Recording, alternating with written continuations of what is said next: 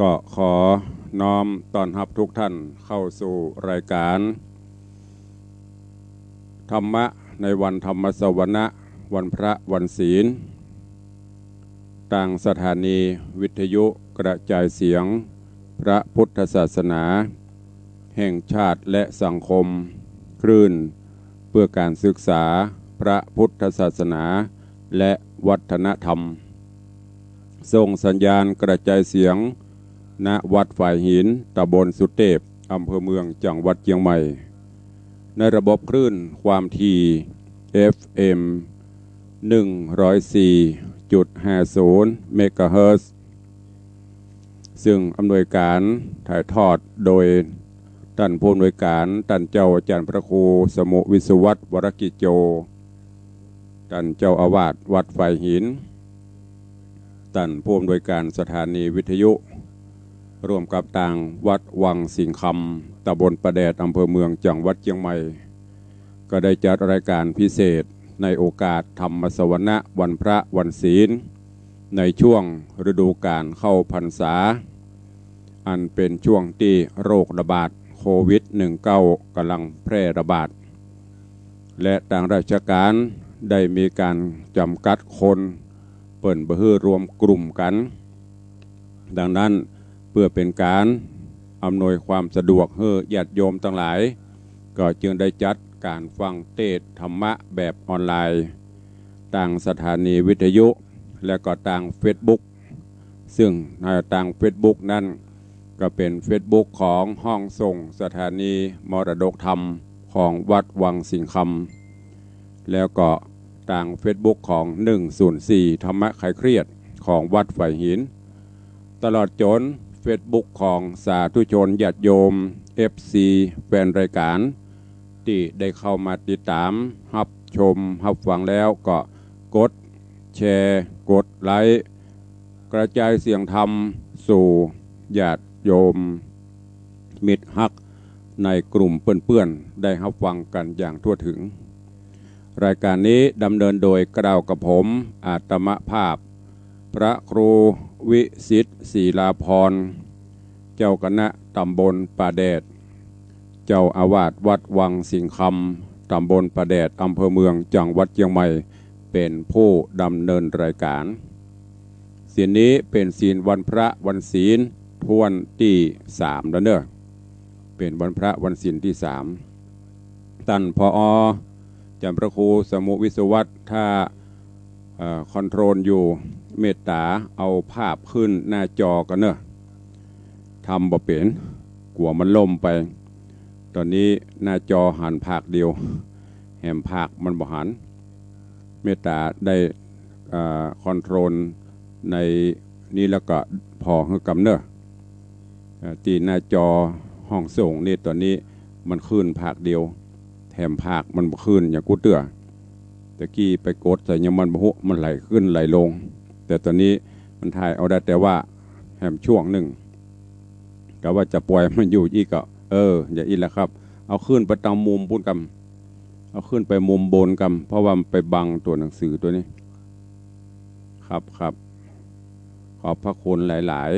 ๆเนี่ยก็ต้องกราบขอบพระคุณเป็นอย่างสูงยิ่งท่านเจ้าแล้วอันนี้มันหันนะที่เปิ้นอันอย่างก็ที่เปิ้นจะคอมเมนต์เข้ามาเนี่ยมันก็บ่หันนะหมดไอ้แหมข้างเนี่ยตั้งลุ่มแต่ลองนั่นน่ะสาธุอนุโมทนากราบขอบพระคุณเปิ้นกำลังต้องขอประทานอภัยตุลุงใหม่มือใหม่หัดขับอยู่ขับรถเปลี่ยนเตื้อเลี้ยวซ้ายเลี้ยวขวาไปจ้างแต่เตื้อต้องอาศัยท่านผอ.ผู้มีเมตตาธรรมมันสูงมาตั้งมาต่อให้เรียบร้อยก็ทักทายกันก่อนเนาะก่อนที่เราจะได้ไหว้พระรับศีลตอนนี้เข้ามาแล้วเตรียมความพร้อมเต็มร้อยเจริญปอนพี่หมอมัทนาอัมพันธ์กราบไหว้สาหลวงพ่อท่านพระครูสาธุถวายการต้อนรับท่านเจ้าอาจารย์พระครูสิริวัชิโรภาสคอปเตอร์ครับสมบูรณ์กราบสาธุขอกราบถวายการต้อนรับครับท่านพระสมพรทิตะโสพโนกำลังรับชมอยู่ไหว้สาครับอาจารย์ครับกับไหว้สาเหมือนกันเนอะ คุณโยมนงไวปัญญากำลังรับชมอยู่ท่านพระครูสิริเซลว่ายอดนกยุงงามงามก็โดยบารมีธรรมเนอะอันนี้เป็นการทำตั้งไว้ตลอด3 เดือนปุ่นจะได้เตะท่านอาจารย์หวยอันนี้ก็โยมเจ้าภาพเจ้ามูลศรัทธาเก้าคุณโยมปเลี้ยงธนวัฒน์แม่เลี้ยงทัดพิชาสุสิงคำได้ปักได้เสียบเป็นนกยุงเป็นปัทมะหรือว่าประถมการเทศการทำในปีนี้ตลอดการพรรษาแล้วก็เจิญจวนญาติโยมศรัทธาเฮาเนอร์ตีได้เข้ามาฟังน้ำฟังธรรมในภาคพิเศษในวันพระวันศีลนี้ก็ร่วมกันถวายหรือว่าน้อมถวายทานกันเทศกันธรรมกันเนอโดยไม่ได้บังคับ5 บาท10 บาท20 บาทสุดแล้วแต่ประเดี๋ยวคงมีแล้วก็5 บาท10 บาทเนี่ยเมื่อก่อนแม่อุ้ยมอนไปวัดนี่เพิ่นจะจกถุงเสื้อบ่ห้อยเสื้อบาห้อยก็คือสายเดียวสายคู่ประเดี๋ยวนั้นนะแต่ก่อนบอกเสื้อบาห้อยคนเฒ่าของแกเพิ่นจะนุ่งกำมันก็หัวผ้าถุงพวกนี้เพิ่นจะเย็บเป็นถุงเอาใส่หั่นโจกเข้าไปเดี๋ยวหยอดลงไปคลั่งปัง25-50ณสมัยนั้นนะ25-50ก็เต้า100 200ประเดี๋ยวแต่ประเดี๋ยวนี้จะไปใจฮีดเก่าเนอะอายเปิ้น อันนี้ก็อู้เล่นไปได้หอมกันทำใครจะให้จะหอมกันทำภาคพิเศษเนอะจะฟังอยู่นะตุลุงม้วนนี่นะช่วยกันหอมกันเทศกันทำพ่องบำรุงเสียงบำรุงกันน้ำกับไฟวัดปีนี้ต่างปเลี้ยงธนวัฒน์แม่เลี้ยงทัดพิชาสุสิงคำตั้งกันเทศกันทำไว้ตลอดการพรรษา50,000 บาทท้วนที่หันนกยงที่ได้จากพระครูสิริวชิโรภาสเซียวนะนี่จำนวนเงิน50,000 บาทท้วนตั้งน้อมถวายปุ่นออกภาษาพุทธตานส่วนญาติโยมเขาก็ห้อมกันไปเนอะวันนี้ก่อนที่จะได้อู้จากันนั่นก็เดี๋ยวเวลามันจะไปเรื่อยๆตอนนี้ก็13:00แล้วเนาะก่อนที่จะฟังน้ำฟังธรรมเจิญจวนเนอะเตรียมความพร้อมมีดอกไม้ธูปเทียนก็ยื่นโยงองค์การจะตามเตียนปู่จาเตียนก็ปู่จาได้จุดธูปได้แต่ว่าดูแลพังเนอะอย่าไปเมานั่งจุดแล้วก็นั่งเหงาฟังธรรมนะงมโกโง่ระวังเนอะ อันตรายบัจุดก็เป็นอย่างเนอะอย่างอีเม่โทรมาถามอีเม่บัจุดธูปได้ก่อบัจุดเตียนได้ก่อบัจุดก็ได้ไม่เป็นไรถ้าเป็นจุดธูปจุดเทียนเป็นการคือเฮาหูสัญญาณบอกว่าเปิ้นจะเริ่มแล้วเนอะแต่ถ้าเฮามีสมาธิมีใจพร้อมตลอดก็เป็นอย่างเนอะตอนนี้ไปนิมนต์และเจิญทุกท่านพร้อมใจกันไหว้พระนบธรรมและก็จะได้สมทานรับศีลและจะได้ฟังเทศน์ฟังธรรมเป็นลำดับไปเราจะอยู่ด้วยกัน2 ชั่วโมงตั้งแต่13:00เป็นต้นมาจนถึง15:00เนอะเชิญทุกท่านณโอกาสบัดนี้ อิมินาสการเรนะพุทธังอภิปูชยามะอิมินาสการเรนะธัมมังอภิปูชยามะอิมินาสการเรนะสังฆังอภิปูชยามะอะระหังสัมมาสัมพุทโธภควาพุทธังภควันตังอภิวาเทมิสวากขาโตภควตาธัมโมธัมมังนะมาสามิสุปฏิปันโนภควโตสาวกสังโฆสังฆังนะมามิหันธรรมยังพุทธัสสะภควโตบุพพาคณมกาลังกะโรมะเส นะโมตัสสะภะคะวะโตอะระหะโตสัมมาสัมพุทธัสสะนะโมตัสสะภะคะวะโตอะระหะโตสัมมาสัมพุทธัสสะนะโมตัสสะภะคะวะโตอะระหะโตสัมมาสัมพุทธัสสะ อิติปิโสภะคะวะอะระหังสัมมาสัมพุทโธวิชชาจารณะสัมปันโนสุขโตโลกวิทูอนุตตโรปุริสธรรมสารถิสัทธาเทวมนุษย์สานังพุทโธภควาติสวากขาโตภควตาธัมโมสันทิฏฐิโกอากาลิโกเอหิปัสสิโกโอปัญญิโกปัจจตังเวทิตาโปวินยูหิติสุปฏิปันโนภะคะวะโตสาวกสังโฆอุชุปฏิปันโนภะคะวะโตสาวกสังโฆญายะปฏิปันโนภะคะวะโตสาวกสังโฆสามีจิปฏิปันโนภะคะวะโตสาวกสังโฆยะติทางจัตตาริปุริสายุคานิอัฏฐาปุริสาปุคลาเอสะภะคะวะโตสาวกสังโฆอาหุนโยปาหุนโยอัญชลิกาลนิโยอนุตตรังปุญญเขตังโลกัสสติ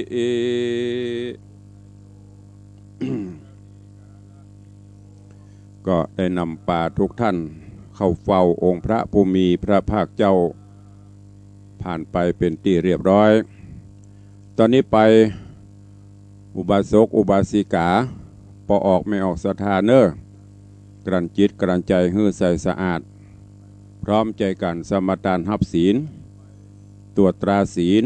หลังจากที่หับจากตุลุงไปแต่เจ้าเมื่อ6 โมงไปรอบ5 ข้อบัดนี้บ่ายโมงกลับแถม24-25 นาที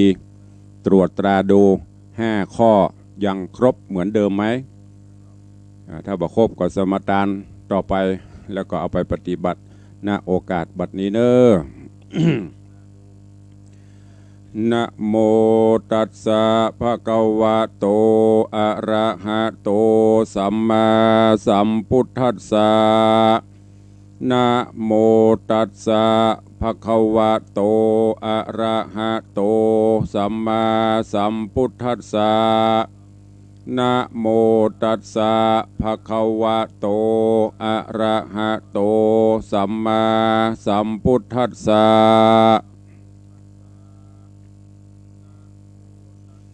พุทธังสรณังคัจฉามิธัมมังสรณังคัจฉามิสังฆังสรณังคัจฉามิตุติยัมปิพุทธังสรณังคัจฉามิ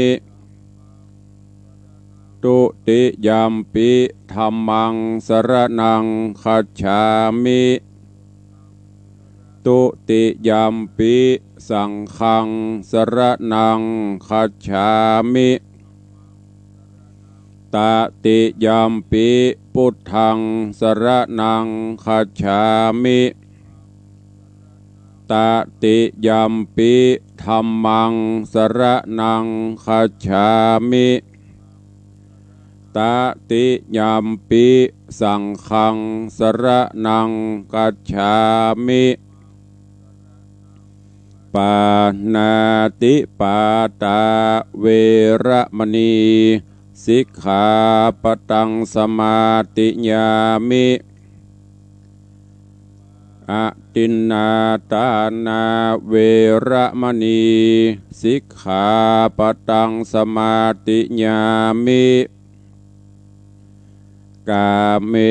สุมิจฉาจาราเวระมณีสิกขาปตังสมาติญามิโมสาวาตาเวระมณี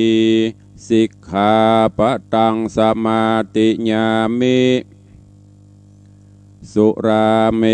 รยะมัชฌัปปมาตฐานาเวระมณีสิกขา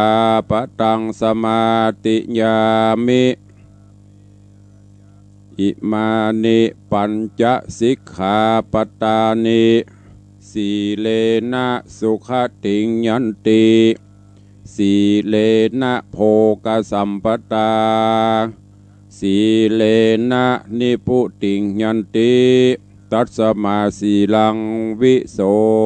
ทะเย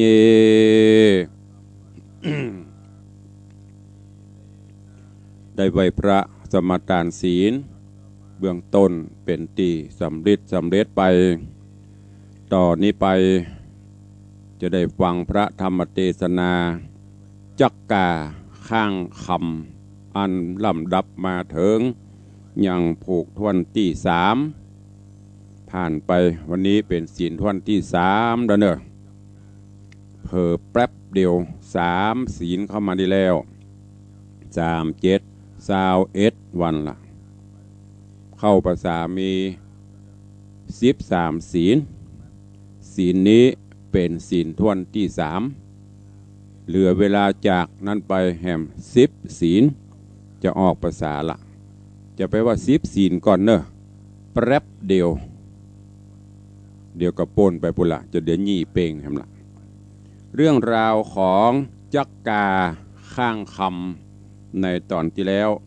ก็กำลังมาถึงที่โพธิสัตว์เจ้าเกิดออกมาแล้วเป็นจักกาในตอนที่แล้วก็มาถึงอย่างเรื่องราวของนางตุกตะคนตุกไม่มีลูกไม่มีผัวไม่มีครอบครัวใดๆทั้งสิ้นหาเจ้ากินค่ำหับจ้างกันไปขอเปิ้นกินไปพ่องเป็นมือเป็นเตื้อนางก็มาเกิดว่าโอ้เฮาตุกเฮายากจะนี่ไผปล่อยจะมีไผมาช่วยเนาะถ้ามีลูกมีเต้าพ่องก็ถ้าจะยังแควนจะได้มีคนช่วยเหลือจะได้มีแหงมาช่วยพ่องก็ได้ตั้งจิตอธิษฐานขอองค์อมรินทร์พระอินทร์เจ้าฟ้าเตปาอหักถ้าเป็นไปได้ก็ขอได้เมตตาคือข้าบาดเจ้ามีลูกมีเต้าเตอะไหว้วอนไปโดยปุญญาปารมีธรรมที่นางได้สะสมสร้างไว้ถึงแม้นจะเป็นคนทุกข์ถึงแม้นจะเป็นคนยากแต่นางก็บ่เคยประพฤติปฏิบัตินอกฮีตนอกหวยนอกศีลนอกธรรมน้อมนำเอาศีลโดยเฉพาะหลักศีล5อย่างที่ตุลุงได้ฮื้อญาติโยมปตะกี้นะ5ข้อปฏิบัติอย่างเคร่งบยอดยานบุญบารมีนี้ฮ้อนถึงพระอินทร์ส่องหูเล็งหันว่าโอ้นางได้รับความทุกข์โลก็เลยเสด็จไปบนสวงสวรรค์ชั้นฟ้าไปพอเทพพบุตรเทพพระธิดาองค์ไหนที่จะหมดบุญจากสวงสวรรค์พ่องก็ได้ไปหันเทพบุตรองค์หนึ่งดอกไม้ประจำตัวเหี่ยวแห้งอย่างนี้ว่าสัญญาณที่จะต้องลงมาก็เลยไปอู้ไปจ่าไปกราบทูลเปิดกระหับแล้วก็จากนั้นก็ลงมาจุติจากสวงสวรรค์ชั้นฟ้าลงมาจุติในต้องของนางผู้ตุกไรนี้จากนั้นนางก็สุขภาพร่างกายก็เริ่มจะเปิดจะเหลืองอันเป็นสิ่งบ่งบอกว่ามีต้องมีไส้ คนเฮาถ้ามีลูกมีต้องมีไส้ในร่างกายมันจะเปิดจะเหลืองไปพ่องเดินเหินก็บ่ค่อยสะดวกสบายเหมือนปกติทั่วไปชาวบ้านเจ้าจองหันใส่ต่างก็เริ่มโจตนาเล่าจะกำเมืองเขาก็เล่าขวนล่ะโอ้พออีเนี่ยตุกบปอบะเจียมสังขารเหี่ยวไปอ่อยเพิ่นไปเลยเอาป่อมันมีไหนนะมีต้องมีไส้แล้วเป็นเปิดเป็นเหลืองเล่าลือนักเข้าข่าวนี้ก็รอดไปถึงยังแม่มเหสีพญาเจ้าเมืองปุ่นพอได้ยินจะอี้เปิ้นก็ให้โหมันแตะบัดแตะก็เลยสั่งเฮ้อเสนาอมาตย์ไปเอาขอเจิญตัวนางเข้ามาก็มเหสีแม่หลวงแม่นางเปิ้นก็ถามซอกไซไล่เลียงว่านางเป็นคนทุกข์คนยากแท้ๆจะได้ว่ามีต้องมีไส้นางก็ล่ำไรกราบทูลว่าโอ้ข้าบาทเจ้าบ่เคยมีเนอะเรื่องเพศสัมพันธ์เรื่องในการในการเล่นจู้สู่อย่างต่างๆนี่บ่เคยมีแต่ว่าก็ไหว้วานขอองค์อมรินทร์พระอินทร์เจ้าฟ้าเปิ้นประสาทลูกคือเพื่อที่จะได้มาช่วยเรื่องวันนี้ตัวเดียวกระเทียมรีบมีไผ่ช่วยพอดีมีอยู่คืนหนึ่งกับฝันว่ามีคนเฒ่าคนหนึ่งเอาดอกไม้เอามาเสียบมาแซมปักผมโอ้ดอกไม้นี่หอมเป็นดอกที่วิเศษประเมินก็ลุดไปเหียลุดล่วงจากมวลเกล้าเกศาของข้าพเจ้าลอยไปในอากาศแล้วก็ตกลงมาสู่ยังผืนแผ่นดินปฐวีคนในโลกนี้ในบ้านในจองเมื่อวันน้อยว่าใหญ่ก็ปากันไปไหวไปสาประเมินบรรดาพอฝันปบข้ากับปิกฟื้นขึ้นมาตะดุ้งตื่น7 วันจากนั้นมาก็เนี้ยเป็นดังตีมเหสีแม่เจ้าได้หูได้หันนี่พอได้ยินจะอี้แม่มเหสีก็โอ้มันเป็นบุญตัวเป็นกรรมของเปิ้นตัวรู้เปิ้นกับบัทำโตดทำตาเนี่ยปลดปล่อยฮือปิกไปแล้วก็กำชาบอกฮือเนี่ยจะไปหม่ชายตาฮือคนอื่นแล้วมันมีอย่างเอี้ยขึ้นมาจะอายฮือเปิ้นจากนั้นประเมินบรรณานางก็ทะลงขพะปาดต้องมานขึ้นจนกระทั่งครบถ้วน9 เดือน10 เดือนครบถ้วนเสร็จเรียบร้อย ก็ปรากฏว่านางเกิดลูกออกมาก็บ่เหมือนเปิ้นบ่เหมือนต้านเปิ้นเกิดลูกมาก็บ่เป็นหญิงก็ใจบ่ใจก็หญิงมีอาการครบถ้วน32 มดแต่นางตุกตะคนนี้เกิดออกมาโอ้บ่เหมือนคนบ่เหมือนเปิ้นตัวก็ลายมีเกล็ดหนังก็จ้ามีตามับ4 แข้ง4 ขาออกมาเป็นว่าเกิดออกมาเป็นจักกาข้างคำนี่เป็นเรื่องที่เล่า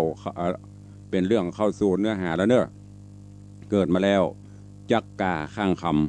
ำเกิดออกมาก็ห้องนางผู้เป็นอนาถานี่ก็ตอนที่จะเกิดนะไม่ยิงเก็บตองเนาะเพราะว่าเต่าเส้นยาแดงผ่าแปดหิวเบ่งจนเกิดออกมาแล้วพอหายใจลงสบายดีกับปกงกหัวลูกพอไว้ลูกกูเป็นไม่ยิงก็ว่าเป็นพ่อใจปรากฏว่าปกงกหัวขึ้นพอไปหันใส่ลูกหูว่าลูกกูมาเหมือนเปิ้นเห็นนี้กำนันก็เริ่มหูว่าเป็นจักกาเหรอจามพอหนังกระจ้าหยัดกำนันก็ตุกใจหมะน้ำตาหลวงน้ำตาตกโอ้โหกับนี่ให้หอนบอลตุกว่าโอ้ยน้อลูกข้าอยู่ใดอยู่สะผีซ้ำดำพลอยข้าก็ตุกก็อยากหวังจะได้เอามาช่วยมาอย่างซ้ำมาเกิดเป็นเจนี่มันเป็นกรรมวิบากอันอย่างปล้ำปเหลือแต่นางกับบละบ่ขว่างเกิดมาซ้ำมีป่อบะปอซ้ำมาบ่เหมือนเปิ้นแหมนางริลำรำพันอย่างต่างๆแล้วก็ โอดสหะเอานมอันอย่างคือกินป้อนไปเลี้ยงไปไผจะมาขอนางก็บ่ฮื้อถึงแม้จะเป็นจักกาจะเป็นเดรัจฉานอย่างแม่ก็จะโอดสหะเลี้ยงลูกต่อไปเนอะ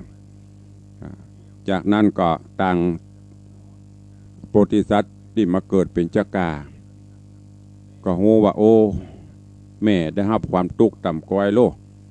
ก็จะช่วยงานแม่เท่าที่ช่วยได้ดูแลพ่อกวยบ้านจองกาแปลงบ้านแปลงจองกาก็จะก้อยเงี้ยไปอันน่ะทดแทนบุญคุณป่อบุญคุณแม่แล้วก็ย้อนกล่าวถึงยังพญาเจ้าเมืองป่อพญาเจ้าเมืองซึ่งก็บ่มีลูกบ่มีเต้าบ่มีผู้สืบตระกูลเจ้าบ้านเจ้าเมืองก็มาคืดพอว่าโอ้เมืองจำป่าเขานี่ป่อพญาแม่พญาก็ซ้ำบ่มีลูกบ่มีเต้าค่ะแล้วต่อไปตั้งหน้าโลไผ่จะมาพอกอยบ้านเมืองยามเมื่อตันเจ้าสวรรคตตายไปแล้วจะเงี้ยจะได้ป้ากันไปสู่หอคำหลวงไปกราบทูลคือป่อพญาแม่พญาเมืองจำป่าว่าเนี่ยจะได้ก็ได้เนอะมหาบพิษขอให้ได้มีลูกมีเต้าไว้สืบบ้านแตนเมืองกับเตอะเพื่อไปหน้าไปตาบ้านเมืองเขาก็จะจุ่มจะเย็นบ้านเมืองเขาก็จะมีผู้บุญมีบุญมาช่วยมาอย่างกา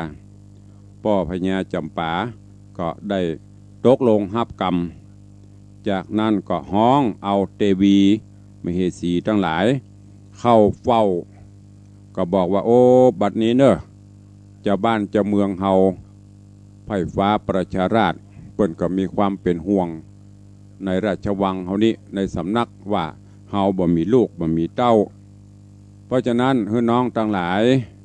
ไปคิดพิจารณาเอาเนอะจะมีวิธีใดหรือจะอ้อนบอนเตปาอาหักสิ่งศักดิ์สิทธิ์ทั้งหลายก็คือเก็บข้าวตอกดอกไม้ปูจมปูจาไหวพระปูจาไฟปั้มเป่งภาวนาไปอย่าได้ประมาทในกองศีลกองธรรมเนอะขอเตปาอาหักทั้งหลายเปิ่นมางูมหันเพื่อจะได้อภิบาลบันดาลฮื้อจากนั้นมเหสีทั้งหลายก็ปฏิพฤติปฏิบัติตามแต่ละคนก็ด้วยการประพฤติตามศีลตามธรรมตั้งจิตอธิษฐานดาขอบดาครัวไหววานอินพรหมยมราชบนสวงสวรรค์จันฟ้าประเมินบรรนานได้แต่เฮยไม่ใช่ว่าได้ง่ายๆนะก็ต้องปลูกผู้นั้นก็ต้องมีบุญไม่ใช่ได้ก็อ้อนวอนขอนั่นขอนี้แต่ตัวบะทำบุญบะมีบุญกุศลเตื่อมตุ้มมันก็เป็นไปบ่ได้อย่างบางพ่องเพิ่นไปขออย่างขอหวยขออย่างอย่างบางพ่องเพิ่นได้ก็เพราะบุญสมทบบุญแต่บางคนบะทำบุญได้ก็ขออย่างเดียวมันไปได้จะได้หมู่มเหสีทั้งหลายโดยมีแม่มเหสีเอกของป่อพญาเมืองจำปาเนี่ยขอไปปรากฏว่าได้สมใจเตปาอาหักเตบุตรเทวดาจากสวงสวรรค์ก็เสด็จลงมาสู่ปฏิสนธิในท้องของมเหสีแม่เจ้าจากนั้นแม่มเหสีก็ดูแลเอาใจใส่ข้าพระต้องครบถ้วนทศมาศครบถ้วน9 เดือน10 เดือนตามทั่วไปก็ประสูติการหรือว่าประสูติเกิดออกมาโอ้เป็นที่ชื่นบานบานใจเจ้าบ้านเจ้าเมืองก็ดีอกดีใจมเหสีแม่เจ้าก็ดีใจเลี้ยงลูกเลี้ยงเต้าตราบการเวลาผ่านโป้นไปปีจากวันจากวินาทีเป็นนาทีเป็นวันเป็นเดือนจนกระทั่งลูกใหญ่ขึ้นมาอายุได้16 ปีไม่ใช่16 ปีแห่งความหลังนะเกิดออกมาได้16 ปีเป็นไม่ยิงเหรองามพิลีพลอคำป้อคำปันป้อไผ่ป้อมันคำปันคำป้อก็ฮักแม่ก็ฮักกลัวอันตรายจะเกิดขึ้นกับลูกกับเต้าป้อพญาจำปาแม่พญาเมืองจำปาก็เลยสั่งเสนาอมาตย์เนี่ยเพื่อไปสร้างปราสาทวิมานคำโดยไม้จันทร์ทั้งหมดอันไม่สักหมดนะไม่สักหมดแต่เป็นไม้จันทร์บนพญาไม้สักแปลงไม้จันทร์หอมเอามาแปลงปราสาท จะบ้านจะเมืองเสนาอำมาตย์ก็ป้ากันจนกระทั่งสำเร็จเสร็จไปเรียบร้อยเปิ้นก็บอกให้เมื่อแต่งแล้วก็ดูแลพอเนอะแถม7 วันไปหน้าจะได้ลูกข้าขึ้นไปอยู่บนปราสาทแก้ววิมานคำปราสาทดอกไม้จันทร์เนี่ยจะฮือนี่พอได้กำหนดครบเปิ้นก็ฮือลูกไปโดยมีโหรมีหมอตั้งจิตอธิษฐานฮือปอนฮืออย่างอำนวยอวยปอนฮือกับปทุมาลืมบอกชื่อปตะกี้ชื่อว่านางสาวปทุมาก็จะได้เอาไปอยู่ปราสาทหอไม้จันทร์ตอนที่แล้วมาถึงที่นี่จบลงไปในผูกที่2วันนี้ฟังกันต่อในผูกทวนที่3เรื่องจักกาข้างคำนิยายธรรมจักเป็นจะได้เชิญทุกท่านติดตามรับชมรับฟังกันในผูกทวนที่3ณโอกาสบัดนี้ ไผเข้ามาที่พ้องแล้วนี่โยมบรรลุณีโยมส่วนทรพินันยุทธแม่ครูเหรียญทองเข้ามาโจกเนอะโจกกระเป๋าใส่กันทำเนอะจามกลับไปแม่ครูเอาเหรียญ10หยอดกระปุกเนอะทำจะขึ้นผูกที่3ละถ้าผูก10 บาท10 บาท13ผูกก็ได้130เชิญทุกท่านตั้งจิตตั้งใจเป็นสมาธินบนอบน้อมฟังพระธรรมเทศนาจักกาข้างคำในผูกทวนที่3ณโอกาสบัดนี้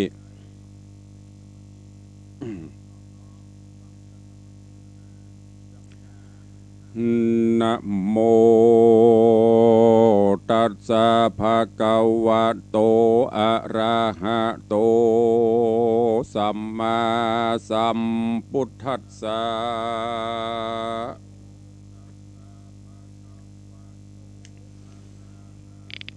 ตะตาภะหินาการะลาจาอันตะนาการะรัญโยทิตะรังยาจะติติสัทธโวดูราสปุริสะตั้งหลายตั้งยิ่งใจหนุ่มเทาศรัทธาเก้าเจ้าจุมอันมีใจหุ้มตื่นเต้นบ่ละเว้นตั้งบุญวางเป็นกุลไปนาได้สุขแหล่งลาเนรปานจริงสละการมาสันนิบาตฟังธรรมจุงได้จำเฮือใดแล้วก้อนไกเอาสารเอาเป็นญาณวิเศษขี่ข้ามเขตมันพายจูงแปลงใจ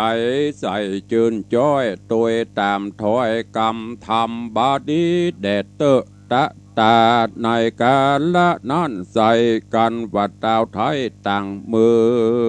องโยธาเรื่องต่างเตศมาสู่เขตปุรีนับอันมีเป็นร้อยมากล่าวถอยขอนางเต้าหอควางผู้เป็นป้อเกิดใจต่อไปเงาบ่ด่วนเป๋าหมิ่นสันกึดสอดดันตามพรายจริงจะไม่ต้านกล่าวบอกต้านเต้าแดนไกลว่าดูราเต้าห่อใจมวนหมู่เข้ามาสู่เมืองเฮาต่างคนเอาของฝากมีหลากหลายอันมายื่นปานน้อมใบย้อนหวังใครใดทิดาเฮานี้นาขวาดหูจุงฟังเฮาอู้ไข่ปานอันว่าจอมขวัญหนอดหน่อยยังไปห้อยถอยกองดีการเฮือนมีหลายสำนักคือตักน้ำหอบลัวการในครัวแต่งแห่งยังบ่จังอันใดยังนอนอยู่ในกับแม่ไปหูแว่เป็นสาว ขอปราดยาวไปหน้ากันว่าหนอลาธิดามีวาสาขึ้นใหญ่เฮาบ่ห้ามไว้สันได้การบุญผ่ามากกว่างได้ห่วมสั่งกันแม่เตียงบอกกลากลาดกร้อยดังกำถอยโบราณ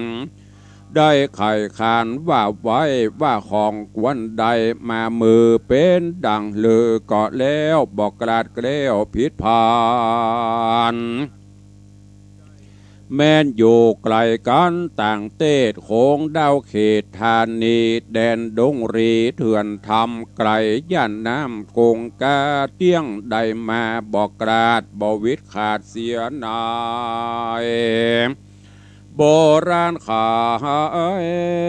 เป็นแก่นหากมีแม่นตามกรรมดูราห่อคำหนุ่มเทาดูราเต้าห่อคำหนุ่มเทาลูกเต้าเจ้าปุรีมีไม่ถีไฟหอยใกล้ได้นอนตนนางอย่าใจจางลำมอกจุงปิกปอกคืนสู่ยังที่อยู่ภายมันการเต้าห่อจันยศอาจกล่าวเสียงขาดสุดกรรมเต้าห่อคำต่างเตศอันอยู่เขตแดนไกลก็มาจากไข่บอกกล่าวลาตั้นเต้าคืนสู่ที่อยู่เมืองโตนก็มีหันแหละนะตาโตปะลัง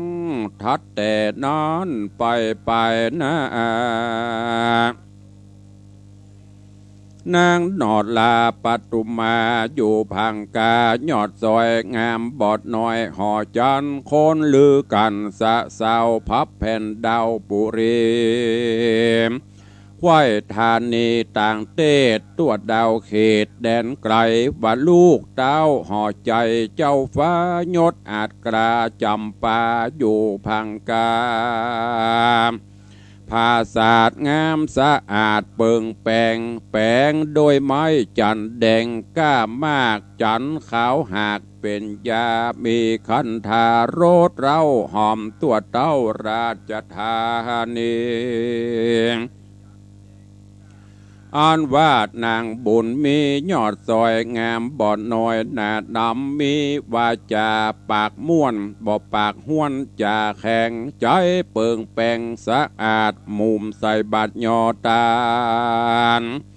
แก่เจ้าปีคุขันหนุ่มเทาอย่าโจกข่มเต้าอนาถามีศีลหักษาบ่ขาดบ่ประมาทฟังธรรมก็มีแหละนะโจตากาแม่แอนมีศรัทธาใครหูมากล่าวโอจะทำเป็นกำงามบอดเสาวาดนางดอดเนาปัตุมาสังมีกาญางามอาจซ้ำเกิดเป็นลูกดาวราชบุรีบ่อเครื่องขี่ต่ำก่อยอยู่จื่นจ้อยเจยบานเงินคำคานมาจางบีมากอ่างดำนาคนเกิดมาในโลกสั่งมีสุขทุกโศกบ่อเสมอกันอันจาวิสาจะโกกวันจักไข่จะกล่าวแก่เฮือแม่นแน่แต่ตามธรรมว่าลูกดาวหอกคำยศอาจชื่อนางน้อยนาฏปทุมาชาติก่อนนั้น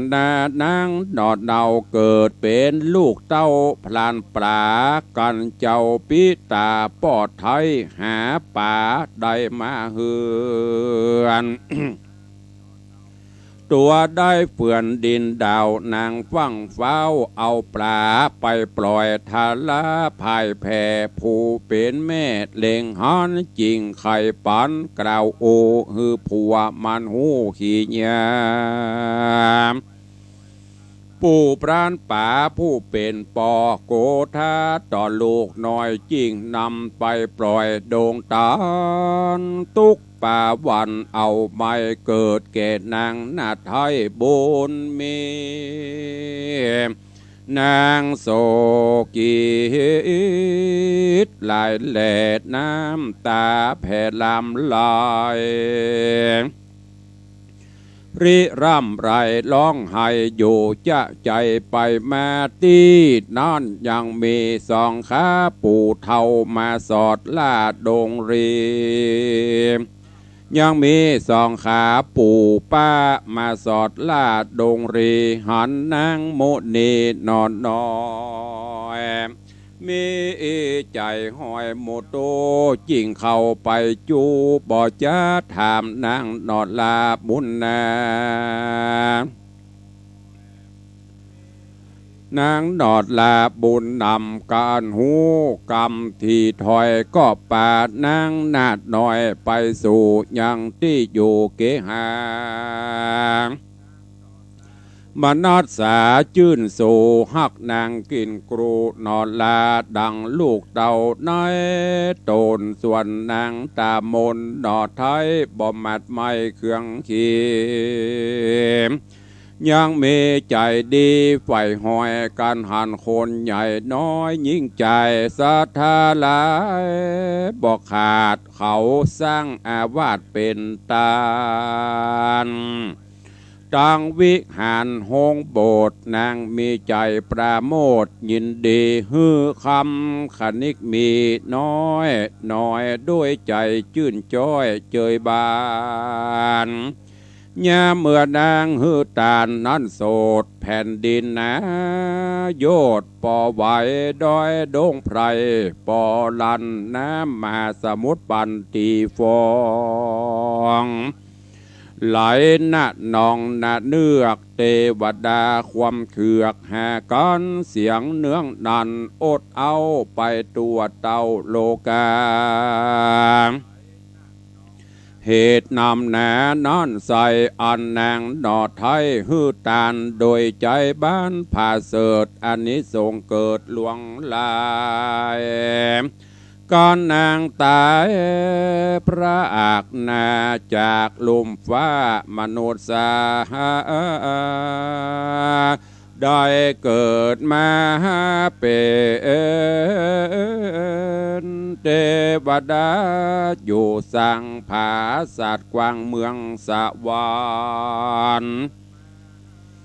พลัดเปลี่ยนกันหลายชาติอยู่บอกขาดเมินนานกำปาปานจ่องหอยปางสูดซอยจัดนี้กำหากจี้มาเกิดเอากำเนิดเมืองโคนมาเป็นลูกโตโหนเต้าราชหูบงามอาจโสพิ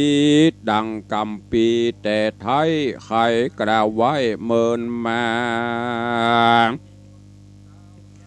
ว่าคนนาโลกใดมีสุขทุกโศกบ่สะเมอกันย้อนกรรมภัยกรรมมันพันได้สร้างไว้ตั้งแต่ไทยปางลางมาปะปังตอบใส่ฮือได้ให้และดีกันสร้างบาปมีกับตัวบาปป่ามัวถอยไล่มาเลยไล่โตโอยตานตุกป่าวันจ่องหอยได้ตำก้อยเครื่องขี่ส่วนกรรมดีไผ่สังบ่ห่างร่างหายโหนจากป่าตนโป้นจากต่างตุกยากมองผ่านได้เจยบานเตี้ยงเต่าตุกคำเจ้าสวดสดีก็มีแลนาตัดสมาเหตุนั่นใส่คนน้อยใหญ่ยิ่งใจจุ่งมีใจภายแผ่กว้างมันก่อสร้างตั้งดีละเว้นหนีตั้งบาปอันกระหยาบมัวดำมีสินจำบ่ขาดบ่ประมาตังตาน จากได้เจยบานจืนจ้อยเมื่อโสดซ้อยปลายลุนและนาตีนี้จากวันนาจ่าเล่าเถิงประเวณีเก่าเมินมาแห่งเมืองจำปากวางใหญ่เปกันเถิงระดูปีใหม่มาฮอดกาละตอดตึงมาเจ้าเมืองหลายม้วนหมู่ก้าอันอยู่ปุรีพับธานีบ้านนอกแดนดาวขอกเมืองหลวงคนปั้นป่วงจื้นโซสนุกอยู่คืนวันจักปากันม่วนเล่นวิทวิ่งเต้นตามไรมหรสพหลายจุอย่างมีต่างหลายอันพ้องป้ากันไปสู่ยังที่อยู่ต้าน้ำเพื่อจำละพร่ำกาญาเจ้าประจาต่างเตศอันอยู่เขตแดนไกลเจ้าหอใจต่างนาลูกเจ้าฟ้าไกลเมืองเสนาเรื่องอัมบาดป่าปัจจาราชไผ่มันรีไผ่พันมาสู่บ่ขาดอยู่เป็นสหเป็นสายเป็นนาสะบ่ขาดเป็นสายตั้งยิ่งใจหนุ่มเท่าเต็มตัวเต้าปาลาเต็มตัวเต้าปาลาดังเมืองจำปาจักแตกโดยคุณแขกเมืองไกล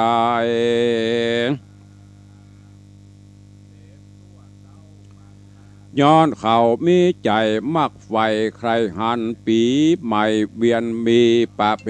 ณีแต่เก่าประเพณีแต่เก่ามาจุจอดประเพณียังมาแต่เก่าสืบแต่เจ้าปิตาคนนำหนายัดทีบอบมีตี้แซมสอนเจ้าหน้าก่อนใหญ่หน่อยหน้าจื่นจ้อยยินดีปีติมีจื่นสู่ไหลไปสู่สนามลาคนไหลลำอ่านหมื่นต่างโจมจื่นใครหานยังมาหอลาโศบกันปังใหญ่เหตุปีใหม่มาฮอดมาจุจอดประเพณีปีไหนมีและเตือจริงไหลหลังมาดูก็เพื่ออันเล็ดนาตาในกาละนั่นใส่ตนเต้าไทยปุรีก็ปาเตวิยอดซอยและนางอ่อนอ้อยปัตุมาเสด็จไกลกราบมาสู่ยังที่อยู่สนามเสนาลามเวดล้อมเห็นแห่ออมเป็นปริวานมาดูการปังใหญ่เขาอามหรสพไว้หมู่วันเมดังจุปีบอกขาดกันว่าเต้าราชโพบานมาฮอดสะทานเมียนแล้วก็คืนสู่เต้นเกี่ยวอาสนาส่วนนางปัตุมานอทานั่งอยู่ไกลทะนั่งอยู่จิมไกลทัดไปก็มีหันแลนาล่ำดับนั้นไปบ่จ้าจุมเจ้าฟ้าแดนไกลเขาก็มีใจชื่นสู่เข้าแม่สู่บอกขาดนำเครื่องราชปันนาการถวายนงครานนอดหลากงามเงือเอื่อนฟ้าปตุมมาของนาหลายหลากอันเขานำมาฝากนั้นโสดมีก้าบ่โหดแบ่งเมืองนางบนเรืองหนอดน้อยก็ตอบถอยไข่ปันว่าคาแดดเต้าห่อจันหนุ่มเทาอันไร้หลังเขามาจู น้ำปั่นนาการดูลายแหล่มายื่นแผ่ยอดถวายขอเต้าบุญภายมวลหมู่สำราญอยู่ตามใจแม่นมีอันใดน้อยมากอันเกิดจากการฮับต้อนบ่ถูกบ่อนขี้แย่ขอคุณนะไฟหอยฮือแก่ข้าน้อยตามมีดแล้วนางสายสะลีนอนน้าเอาก็คืออำมาตย์เก้าต่างตาโตกแต่งดาเครื่องแง่ไว้พร้อมทาปันนาการอันเจียงคันลายแหล่ตอบแทนแก่เจ้าฟ้าอันมาต่างนาแดนไกลจ้างเต้าห่อใจยศใหญ่พร้อมทวนควายจูต้นก็มีหันเล่นนาตาในกาละนอนใสนางขีร้อยอนาถาแม่อายข้างจากำพระได้ยินเสียงกว่าเนื้องนานอ่านคนเล่นมาหอลละศพกันสะเศร้าดังรอดดาวแดนไก่นางก็มีใจมักไฟใครหันมาหอลละศพใหญ่มวลมีจริงจากกำดีกล่าวถอยบอกฮือลูกน้อยบูตาว่าดูราอายขังจาเฮนอนนาเอาแม่จักไต่เต้าไปสู่ยังที่อยู่ปุรีเหตุประเวณีปีใหม่มารอดไข่เติงตันเจ้าจอมขวัญลูกแม่จุงอยู่แต่เกงหาอย่าไปแอวอย่าไปมาแอวสอดเล่นล่ารอดแดนไก่เงี้ยวมีไผ่ใหญ่น้อยมาจ่องหอยเบียนโตน ตกทารนเอาไม้จักป่าหือใดเครื่องขี่จุงอยู่ดีเนอลูกฮอดวันพูกยามเจ้าแม่จักขอเขาอาหา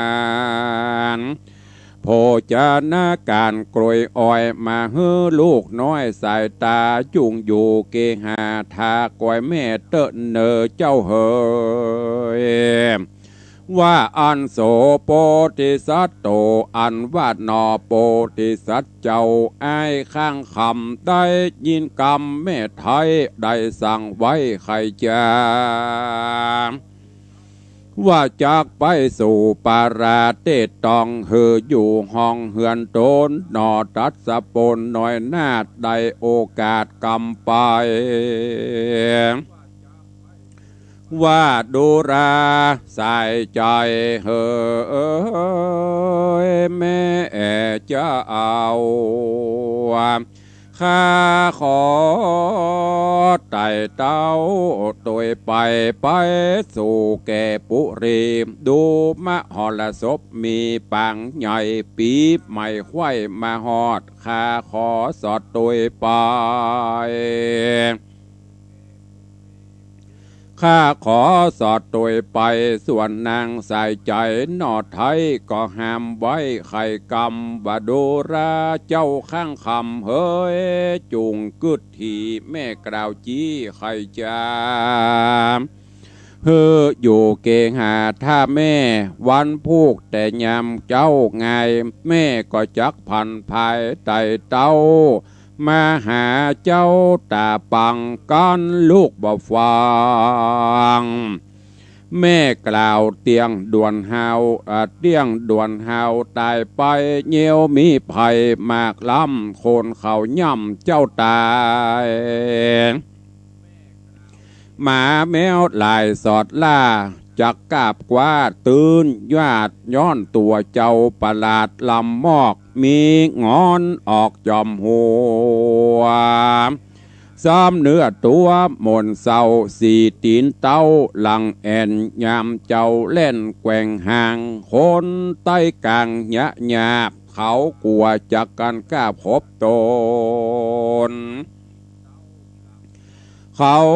จุคนจากเอาค้อนตีเจ้าน้อยอ่อนแม่ตายแม่จะมาหากล่าวจี้เฮือเสียงตีตามกองบ่ใจปอห้องเฮือลูกตายวันพูกสันใดฮักลูกใส่ใจมากเต้ากันลูกนอนน้าเอาวามวายแม่เตียงตายความหนาจอมลูกลาใจเดียวแหละนาลูกเฮยตีนาเจ้าหัวเขียวน้อยอ่อนฟังแม่บอนไข่ปานใจอึบตันหลายแหล่จริงกล่าวแก่เจียนจากล่าวเป็นคาถาว่าตุ่มเหวัจโนดังนี้เป็นตนว่าจักมีภัยแผ่นลามาดูแควนข้าอนาถาว่าเป็นซอสตาตัวหยาบกลิ่นเหม็นสาบหัวเขียวข้าจักเตียวบ่แว่ตัวตามแม่ไปสู่ยังตี้อยู่ปุรีนางเครื่องขีดหนอดเนาฟังลูกเต่าไข่ปันว่าจักพันภายพันตัวไปนางบ่จะไข่กล่าวโอเต้าดักอยู่บ่อปากรีบลงจากเกหาอ้ายข้างจ่าบ่อจ้าเฉพาะนาตัวไปเรียตัวไปฮอดเบียงใจใหญ่กว้างเถิงตาตั้งลานหลวงโคนปันปวงยัดหีเต็มจุดที่อาณาอ้ายข้างจ่าหัวเขียวมันก้อยเตียวซอสอดหลีกเว้นหลอดคนหลายแล้วผ่านภายไปสู่ยังที่อยู่ลานล่างก้อยใหญ่ย่างภายผ่านได้เล็งหันที่ถอยยังนาดน้อยปัตุมานั่งอยู่อาสนะเต้นเกี่ยวงามทองเพลวเหลือหลายเจ้าจริงมาโอกาสไขถอยวาดกะถาว่าอติตานางมหาภริเตจังดังนี้ว่าบุญแต่กี้ตัวก่อนกี้ตัวตันเฮือได้หันนอดเนาลูกเต้าเจ้าปุรีงามใสสลีบ่อน้อยชื่อนางยอดซอยปัตุมาอันว่าพญาเจ้าจ้างที่เขาอ้างมาขอเอานางสอบอดนอดลาต้นเจ้าฟ้าห่อควางบ่อปันนางน้อยนาดแก่ตาวราชเมืองใดหน่อจอมไต้หนุ่มเดาหน่อพระเจ้าสุวรรณะข้างคำขานิ่งนำเกิดฮอดวาดนางน้อยยอดบุญใหญ่ใจเฮาสั่งไฟจาเลวหันเตื้อเดียวแต่เล่าก็หักนางหนอดเนาสิเนหาหากได้นางนี้นาหนอดน้อยมาเป็นกู้หอยเตรียมกิงเป็นบุญปิ่งจาดก่อนมาไล่ตอนตัวตันจากสุขสันวันค่ำเจ้าหนอพระเจ้ากึดแล้วใจผ่องแผ้วเจยบานแล้วก็การเตโอไต่ตามเสาใหญ่ต้นกลางแล้วเอาหางต่อยฟาดตีแก้มนางนาดปทุมมาไอ้ข้างจ้าชื่ออื่นสูบเอาห่าง ต่อยอยู่หลายตีนางบุญมีก็ยิ้มแย้มเอามือมาลูบแก้มไปมาอ้ายข้างจากเกร็ดหีจับอยู่ที่กลางเสาส่วนนางคิงเหล่ายอดซอยกึดว่าจักกะน้อยตัวดำข้างเป็นคำว่าวาดดูประหลาดนำหนาเอาห่างมาต้องตอดสองฝ่ายแก้มยอดลายหนบ่อล่างเป็นโตนเทพเต้าอยู่ดันดาวคงสวรรค์หรือเป็นคนทันห้าวหาดหรือเป็นครุฑตัวอาจจิมพรีหรือเป็นยักษ์ขีนีอาจกระหรือเป็นทิพญาธรลาบมาเมืองหรือเป็นเทวดาเรื่องเป็นเจ้าอันอยู่เฝ้าหอจันมีใจวันหักขอดเส้งเอาห่างมาตอดต่อยแต้มที่สองฝ่ายแก้มเรารา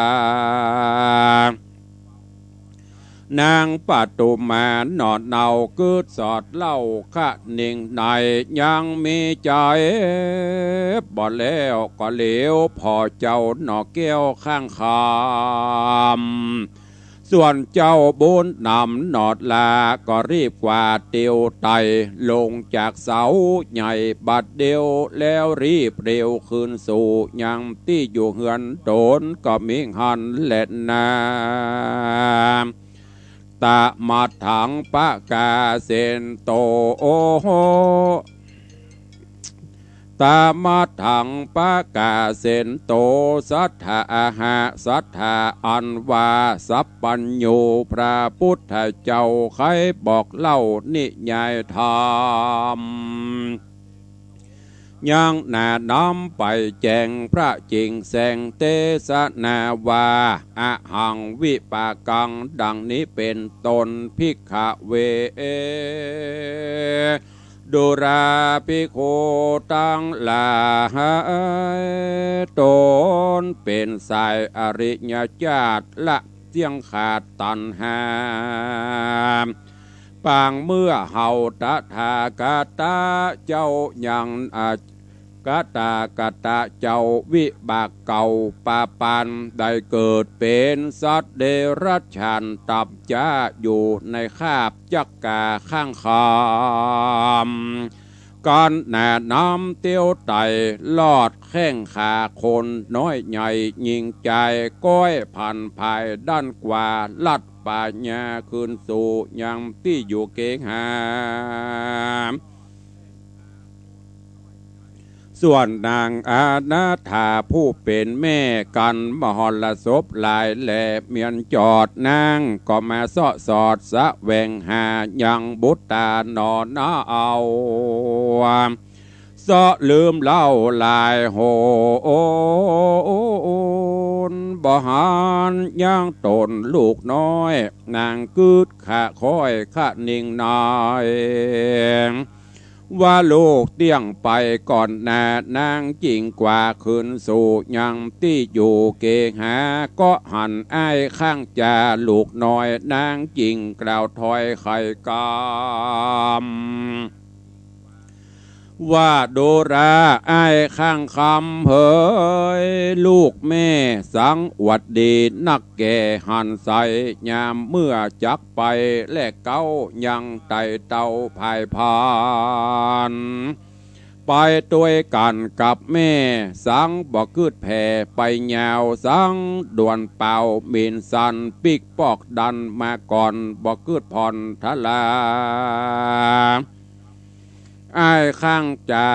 จะกาข้างคำนอดเนาก็ตอบเล่าไข่ปันว่าดูราแม่บุญพันเฮ้ยเป็นเจ้าข้าลูกนี้เล่าเงือพอยังนางน้อยนอปทุมมาถ้าลงโสผู้ถ้าลงโสภาพิราชวันนะอาจเหลือคนตัวสะกลโลกไตจักเพียบใดตนนางลูกยังได้เอาห่างต่อยแก้มที่สองฝ่ายแก้มนาง น้องนาดลาบูบอกขาดลายตีจริงลานี้ขึ้นสู่ยังที่อยู่เฮือนเฮาและนาดูราแม่เฮยเป็นเจ้าขออินดูลูกเต่าโคนผานแปลงใจหวานไปสู่ยังที่อยู่ปุรีมีไม้ที่จื้ออื่นจอยไปขอเอานางนาดน้อยปทุมมาเป็นภริญาแอมคางอยู่ห่วมสร้างจอมกันจากสุขคืนวันค่ำเจ้าและนาแม่เฮยตีนานางนอดเนาอนาถาฟังขี้ยากล่าวท้อยแห่งอายหนอน้อยข้างคำนางก็ไข่กำกล่าวจีว่ากรรมอันนี้แม่กลัวแม่กลัวว่าหัวจักพุดขาดกรรมนี้บ่ลังโอกาสจะใครแม่บ่เปิงใจสักหน่อยเฮาตุกอยู่ตามก้อยอนาถาขอต้านมาเลี้ยงใส่เป็นไพร่ไตหัวดำบ่อล่างหน้าน้ำอาจกล้าใครได้ดอกฟ้าเมืองสะวรรค์กวนกึดหันตันตัวสามพอหัวจักหูว่ามีปมอยู่กี่อันอย่าได้หันกึดร่ำเฮาขกุนต่ำอนาถาเฮาเป็นกาต่ำต้อยอย่าไฟหอยนางหงอย่ามีใจโจงมักไฟใครเป็นใหญ่เหลือคนบุญของตนบอกกรรมจักตกต่ำมองผ่านกรรมโบราณว่าตั้งแต่ไทยเดิมตีว่าหันเปิ้นมีอย่าไปใครใดหันเปิ้นอย่าใครอย่าได้ดูแควนเฮาตุกแสนต่ำก้อยอย่าไฟหอยใจเติงกวนร่ำเปิงทวนที่เฮแมนที่ตามรายโบราณหมายกล่าวแก่หากมีแต่กะกำขอไอ้ข้างคำบ่าวน้อยอย่าต่ำก้อยมองใจอยู่กับแม่ไปเตอะเจ้านางนอนเนาอนาถาใครขี้ยากล่าวถอยกับลูกน้อยใจเดียวก็มีฮันเล่นนาเนติตังขีญาสังวันนะนาวิเศษจากห้องเหตุสุวรรณจักกาข้างคำผูกทวนที่สามลำดับตามแต่เก้าปางเมื่อเจ้าหนอเนาจักกาข้างจาค่อยได้นางปทุมมาน้อยนาดลูกดาวราชห่อใจจากเป็นสันใดใครหูจงอดอยู่ทาอยู่ดาฟังต่อไปไปนาผูกนี้ขอลาโป่งวางเต้าอีก่อนเลยนะก็บังโกมสมเรศเดชจบปริปุณนังไปแหมหนึ่งผูกหนึ่งตอนในเรื่องของจักกาข้างคำลำดับลำดามาถึงยังผูกทวนที่สามจบปริปุณนังไปโอ้เจริญปอนเนอะตันอดีตสทพี่น้อยสุรินทร์วันนี้ได้ไปวัดก็ฟังตุลุงเนอะฟังตั้งออนไลน์ถวายการต้อนรับตุปีทีเมืองพะเยาเตะธรรมเนาะโยมตูก็ฟังอยู่แล้วก็ตุปีแดนถวายการต้อนรับทุกท่านเนอะตอนนี้กำลังเข้าเรื่องราวเข้มข้นขึ้น จักกาข้างคำริร่ำบังอาจ เปิ่นมีงานมหรสพลูกสาวป่อพญาเปิ่นมาพอมหรสพขอไปตัวแม่บื้อไปก็อ้อนวอนเป็นอย่างแม่บื้อไปเดี๋ยวลูกจะติวลูกจะตาไปตัวยันไต่ตัวก้นแม่เนี่ยไป แม่ก็เลยนางตุกตาก็อังก็ตามใจอะโธบุญมันนักเนาะพอพญาเจ้าเมืองต่างหลายนั้นอยู่ต่างลุ่มอันนี้เป็นจักกา ตะแลบตะการขึ้นไปบนหอปราสาทปุ่นไปอยู่ที่เสาใกล้ๆกับอันประตูมานั่งอยู่ไปบดาย เน็ตพ่องจักกาตัวนี้เอาห่างไปแกวดไปควายไปปาดแก้มเปิดเด็บเนาะเป็นเรื่องแกนปาดแก้มเปิ่นพระธิดาประตูมาหันว่าเป็นอันจักกาเปิ่นกับเดี๋ยวเราเป็นโคนกันเนาะ เป็นโคนนี่โดน2 เตื้อ 3 เตื้อแล้วก็ลวดลงมากำลงมานี่ก็นิ่มพอเป็นอย่างอ่ะบ่พอมาหอนละจบละเซิร์ฟอย่างซักอย่างฟังปิกบ้านก่อนแม่ โอ้โหใจจื่นใจบานมหรสพงานเปเลิกเวลาแม่สอหาลูกเอาลูกกูมีไหนฮะนี่เวลาเขาเยี่ยมแบนเต๊ดแต่ฮะกะก็เลยตัวสอบไปสมัครจะได้ถ้าจะโล่นปิกบ้านก่อนนางกับฝั่งปิกมาหันลูกอยู่บ้านก็ดีใจก็เลยถามนี่จะได้บางทีเขาไม่ไปมอกให้ไปหัวทีให้จะได้เป็นเตื้อ ให้ไปตัวเองบางทีตอนปิกยังมาท่าแม่ถ้าเกิดไปเป็นได้ร้อยเงี้ยใหญ่จะกล่าวว่าไม่เป็นไร สบายแม่เหยแต่ที่แน่แม่เหยแม่ฟังลูกก่อนเด้อนี่ใดจะกาก็เล่าเขาฟังว่าตะกี้ลูกไปนะลูกก็ไต่เสาขึ้นไปที่พระธิดาเปิ้นนั่งโอ้พระธิดานี่งามประดุจจะดังนางฟ้าลูกขึ้นไปเกาะเสาหิมหันแล้วลูกก็เอาห่างลูกน่ะแกว่งไปแกว่งมาเอาไปปาดแก้มไหว้แก้มปาดแก้มมันพระธิดานวลนุ่งอีกไหมวะนี่หรออันนี้ตัวลุงบาเล่นเนอะพระมาแม่ก็บอกโอ้ไปเนี้ยบดีลูกเอาเข้าเล่าไปละมาแม่เหยลูกเขาได้พระธิดามาเป็นมเหสีมาเป็นเมียนลูกปอดโทแม่นางสะดุ้งยั่วไปกึดเนอะลูกเนอะจะไปกึดเฮาอยู่อันตันเอาอยู่จันไหนเปิ้นอยู่จันไหนเฮาเป็นไผเปิ้นเป็นไผจะไปหาเรื่องมาหาแม่เนอะตุกเนอะโทประหาร7 ชั่วโคตรกันนะลูกเนอะประโทมันจะเรื่องน้อยๆนะจักกาบอกว่าไม่เป็นไรอีหรอไปแม่ไปขอคือกำเตอะแม่ของจักกาก็มันเปลี่ยนไปบ่ได้ลูกเหยของใดที่มันไปแจ้ของเฮามันตึงไปใจถ้ามันแม่นของเฮาจะได้มันก็ได้อยู่จะไปเหลืองเตื้อตอนนี้กำลังรบเร้าขอให้แม่ไปขอพอลูกสาวพญาเจ้าเมือง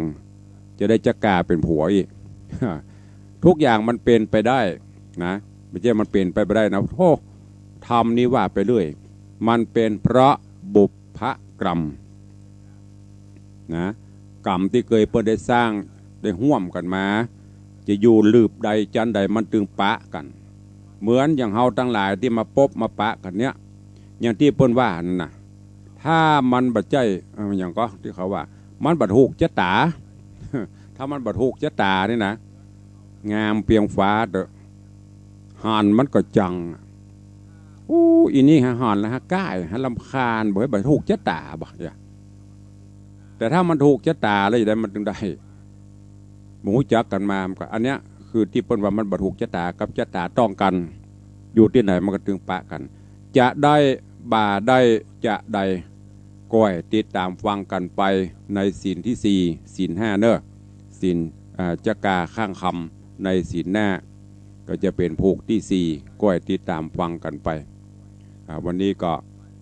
เวลาก็โว้ยนะก็เดี๋ยวเราจะได้สวดกรรมฐานกันอยู่เนาะจะได้นั่งสมาธิกันอยู่ก็ตอนนี้ก็พักเดี๋ยวสักกรรมเนาะพักสักกรรมแล้วก็จะได้ปาญาติโยมศรัทธาเฮามาสวดกรรมฐานสวดกรรมฐาน แล้วก็จะได้ทำสมาธิกันไปพอควรแก่เวลาจนหมดก็จะได้ลำลาเลิกกันไปก็ตอนนี้ก็พักสักกรรมเดี๋ยวเนาะพักฉันท่าก็พักบรรยายแต่ฟังดนตรีบรรเลงไปแล้วก็เดี๋ยวก็ค่อยมาต่อกันในการสวดกรรมฐานต่อไปตัวลุงก็กำลังนี่อยู่เนอะตาแบดงอนนี่นะมี3-4 เครื่องอันใดก็ดีพออันนี้ก็ดีกดอันปุ้นก็ดีพอฟังดนตรีกันเดียวตัวลุงเอาไว้ลุกอะไรนะนั่งอยู่เนี่ยฟังสักกรรมก็เดี๋ยวจะเข้าสู่ต่อไปเพราะเวลามันมวย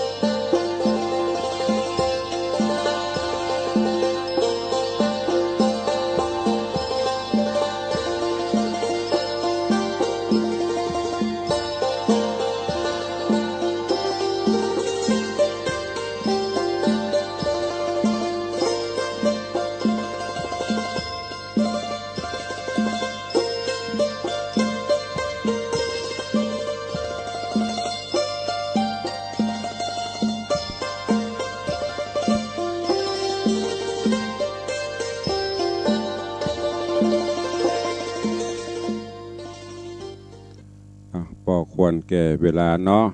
เวลาก็ล่วงเลยตอนนี้บ่าย2:30จะนำปาญาติโยมศรัทธาเฮาได้สวดกรรมฐานแล้วก็ใต้รายการเฮาก่อยมามาปรักตายกันเนาะจนทุกท่านเนอะหยุดเส้นหยุดสายกันนั่งกันมาเมิน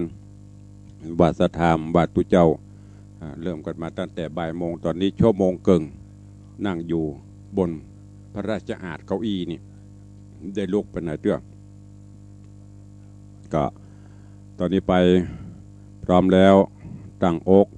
ตั้งใจเนอะจะได้นำปาทุกท่านได้สวดกรรมฐานแล้วก็จะได้ทำสมาธิพอควรแก่การนับเวลามันจำกัดการนั่งสมาธิกรรมการเพราะว่าเต่าจ้างพับหูงูแลบลิ้นไก่ก้มกินน้ำก็ถือว่าเป็นมังกระเป็นบุญตรงกันข้ามนั่งจนโกนประด้าน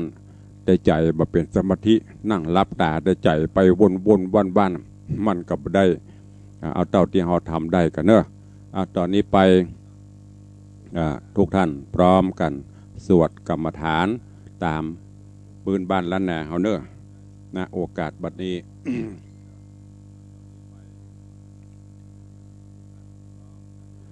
พ นะโมตัสสะภะคะวะโตอะระหะโตสัมมาสัมพุทธัสสะนะโมตัสสะภะคะวะโตอะระหะโตสัมพุทธัสสะนะโมตัสสะภะคะวะโตอะระมันอะไรอย่างพะนี่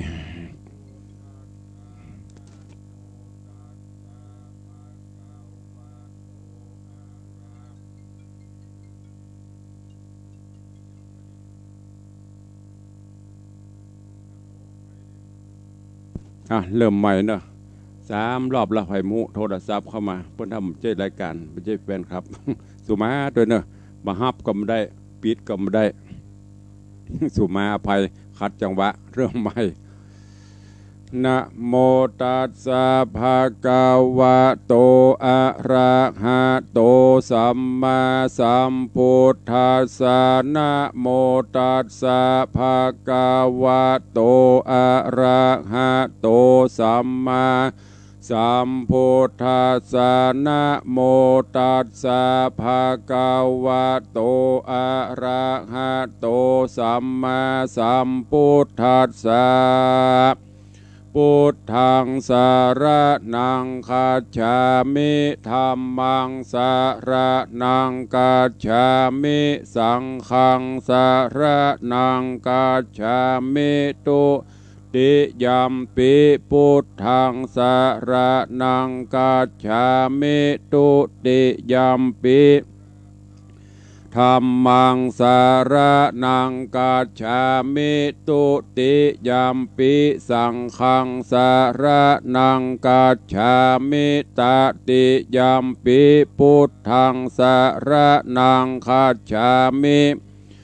ตติยัมปิสังฆังสารนังกัจฉามิ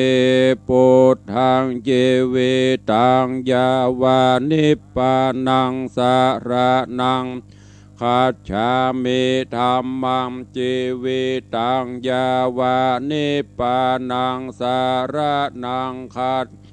ฉามิสังฆังชีวิตังยาวานิพพานังสารนังคัจฉามิ นะโมพุทธายะนะโมธัมมายะนะโมสังฆายะอัปปะมาโนพุทโธอัปปะมาโนธัมโมอัปปะมาโนสังโฆพุทโธเมนะโธธัมโมเมนะโธสังโฆเมนะโธกัมมัฏฐานังเมนาทังกัมมัฏฐานาตาญะกาจาริโยเมนาโทอะหัมพันเตพุทธานุสติกัมมัฏฐานังยาจามิพุทธานุสติกัมมัฏฐานังเตทะเมพันเตอะหัมพันเตปิติอุปาจาระสมาธิงยาจามิอิติปิโสภะคะวะอะระหังสัมมาสัมพุทโธวิชชาจารณะสัมปันโนสุขโตโลกวิทูอนุตตโรปุริสธรรมสารถิสัทธาเทวมนุษย์สานังพุทโธภควติสวาคาโตภควตาธัมโมสันติติโกอากาลิโกเอหิปัสสิโกโอปันนายิโกปัจจตังเวทิตาโปวินโยหิติสุปฏิปันโนภะคะวะโตสาวกสังโฆอุชุปฏิปันโนภะคะวะโต สาวกสังโฆญาญะปฏิปันโนภะคะวะโตสาวกสังโฆสามีจิปฏิปันโนภะคะวะโตสาวกสังโฆญะทิทังจัตตาลิปุริสายุคานิอัฏฐปุริสาปุคลาเอสะภะคะวะโตสาวกสังโฆอาหุนายโยปาหุนายโยตาคินายโยอัญชลิกาละนิโยอนุตตรังปุญญเขตังโลกัสสติอาทิอิมาสะมิงกาเยเกสาโลมานะคาตันตาตะโจมังสังนาหาโลอาทิอันทินมินจังวากังหาตายังยะกานังกิโลมะกังปิหากังปะภาสังอันตังอันตาคุนังอุทาลิยังกาลิสังปิตังเสมหังบุพโพโลหิตังเสโตเมโทอาสุวะสาเคโลสิงคานิกาลสิกามุตังมาตาเกมัทะลุงคันติทวัติงสากาลังอายังอัตตาภาโว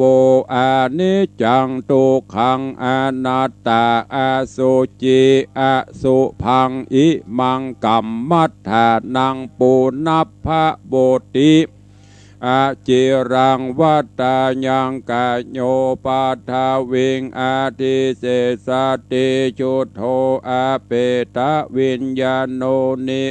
ละทังวากะลิงกะลังปัฏฐเวทาตุอาโปธาตุเตโชธาตุวายโยธาตุรูปขันโทเวทนาขันโทสัญญาขันโทสังขารขันโทวิญญาณขันโทปัญจขันธาอัจจตาภะหิทธาสังขาราอนิจจทุกขาอนัตตาวิปาริณามะธรรมาอนิจจวัตตาสังขาราอุปาทวายะธรรมิโนอุปาชิตวานิโรชันติเตสังวูปัสสะโมสุโขนามะโรปังอนิจจังขายาเทนะนิจจังวัตตานิปปานังนามะโรปังทุกขังขายาเทนะสุขังวัตตานิปปานังนามะโรปังอนัตตาอาสารกัตเทนะสาลังวัตตานิปปานังนามะโรปังอนิจจังนามะโรปังทุกขังนามะโรปังอนัตตานิจจังวัตตานิปปานังสุขังวัตตานิปปานังสารังวัตตานิปปานังนิปปานังปรมังสุขังต่อไปสวดปาลมีเนอ อิติปิโสภะคะวะตานะปาละเมสัมปันโนตานะอุปปาละเมสัมปันโนตานะปารามัฏฐาปาละเมสัมปันโนเมตตาไมตรีการุณามุติตาอุเปกขาปาละเมสัมปันโนอิติปิโสภะคะวะสีละปาละเมสัมปันโนสีละอุปปาระเมสัมปันโนสีละปารามัฏฐะปาระเมสัมปันโนเมตตาไมตรีการุณามุทิตาอุเปกขาปาละเมสัมปันโนอิติปิโสภะคะวะเนคขัมมะปาระเมสัมปันโนเนคขัมมะอุปปาละเมสัมปันโน เนคขมมะปาลามาทาปารามิสัมปันโนเมตตาไมตรีกาลุนามุทิตาอุเปกขาปาละเมสัมปันโนอิติปิโสภะกาวาอุเปกขาปาละเมสัมปันโนอุเปกขาอุปปาละเมสัมปันโนอุเปกขาปาระมัทธปาระเมสัมปันโนเมตตาไมตรีกาลุนาตาอุเปกขาปาละเมสัมปันโนอิติปิโสภะคะวาปัญญาปาละเมสัมปันโนปัญญาอุปปาระเมสัมปันโนปัญญาปาระมัทธปาละเมสัมปันโนเมตตาไมตรีการุณามุทิตาอุเปกขาปาละเมสัมปันโนอิติปิโสภะคะวาวิริญญาปาระเมสัมปันโนวิริญญาอุปปาละเมสัมปันโนวิริญญาปาระมัทธปาละเมสัมปันโนเมตตาไมตรีกรุณามุทิตาอุเปกขาปาละเมสัมปันโนอิติปิโสภะคะวาขันติปาละเมสัมปันโนขันติอุปปาละเมสัมปันโนขันติปรามัทธปาระเมสัมปันโนเมตตาไมตรีกรุณามุทิตาอุเปกขาปาละเมสัมปันโนอิติปิโสภะคะวาสัจจะปาระเมสัมปันโนสัจจะอุปปาระเมสัมปันโนสัจจะปรามัทธปาละเมสัมปันโนเมตตาไมตรีกรุณามุทิตาอุเปกขาปาละเมสัมปันโนอิติปิโสภะคะวาอธิฐานะปาละเมสัมปันโนอธิฐานะอุปปาระเมสัมปันโนอธิฐานะ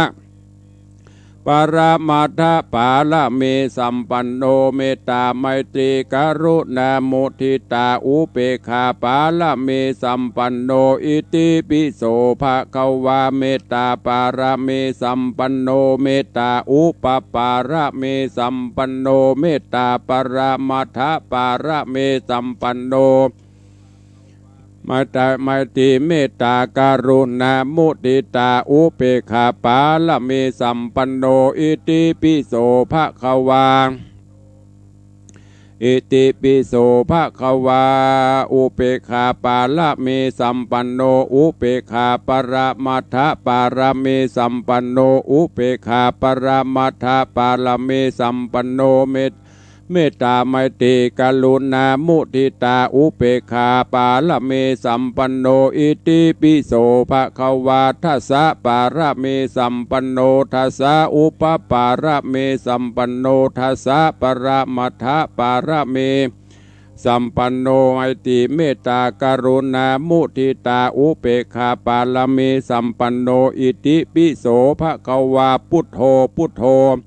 อนันตาทิคุณโนวัตตโสภะคะวาอิติปิ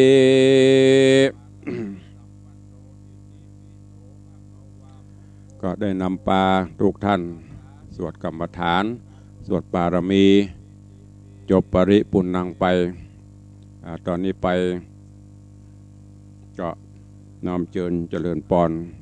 ครูบาอาจารย์ญาติโยมสาธุชนทุกท่านเนอะกลั่นจิตให้ใส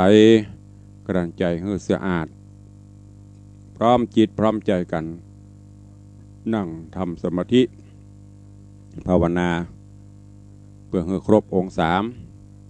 การให้ทานรักษาศีลเจริญเมตตาภาวนาเราก็ได้ทำกันให้ครบตอนนี้ไปในช่วงที่นั่งภาวนาก็จะมีดนตรีบรรเลงเบาๆไปเนอะเพราะว่าถ้าเราดักปิ้งตั้งสถานีก็จะดักก็เอาจิตใจตั้งมั่นเพื่อเป็นสมาธิภาวนาไปฟังดนตรีไปตัวก็ได้มันเป็นอย่างเป็นบรรเลงไปจิตใจจะได้เบิกบานแจ่มใสพอควรแก่กาลและเวลาเริ่มปฏิบัติณโอกาสบัดนี้เนอะ ตั้งจิตตั้งกายให้ตรง ดำรงสติเฮือมันจะนั่งเก้าอี้จะนั่งพับเพียบจะนั่งปั๊บพะแนงเจิงจะใดก็สุดแล้วแต่ขอเฮือตั้งจิตเฮือเป็นสมาธิหายใจเข้าลึกๆยาวๆก็คือหายใจเข้ามันเต็มปอดแล้วก็ก้อยๆพายลมออกจากปอดทีละน้อยทีละน้อยลึกๆยาวๆเหมือนกันหายใจเข้าใจลำลึกถึงคำว่าพุทธหายใจออกลำลึกถึงคำว่าโธหายใจเข้าก็ลำลึกถึงคำพุทธหายใจออกก็ทำลึกถึงคำว่าโธเอายาวๆผู้เตี้ยเขาหายใจบ่เป็นหมอว่าพวกเราหายใจกันไม่เป็นขะแมบคือมันเต็มปอดเอาออกซิเจนเข้าไปเต็มปอดหรือบางท่านเคยใจคำสมถานอธิษฐานวิปัสสนาอาจจะใจยุบเนาะพองเนาะก็ได้หรือจะใจสัมมาอรหังหรือใดๆก็ได้เพื่อเป็นส่วนรวมจิตเฮาเนอะเริ่มปฏิบัติณโอกาสบัดนี้